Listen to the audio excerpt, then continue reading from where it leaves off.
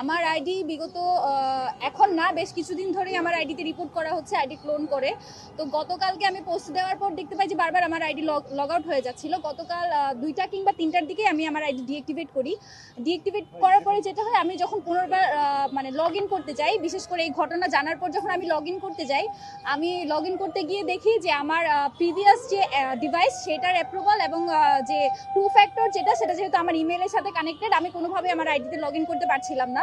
পরে আমাদের রায়হান আছে, রায়হান হচ্ছে লগ ইন করতে পারে, তখন সে আবার ডিঅ্যাক্টিভেট করে দেয় এই আশঙ্কা থেকে যে কোনো মুহূর্তে আইডি চলে যাবে। যেহেতু এটা আমাদের দীর্ঘদিনের ইনকিলাব, আমার জুলাই আন্দোলন সবকিছুর আর্কাইভ, এই জন্য আমি ডিঅ্যাক্টিভেট করে রেখেছি এবং আগামী 2-3 দিনের মধ্যেই আমার আইডি সচল হবে, যেহেতু একটা আইটি টিম অলরেডি এটা নিয়ে কাজ করছে।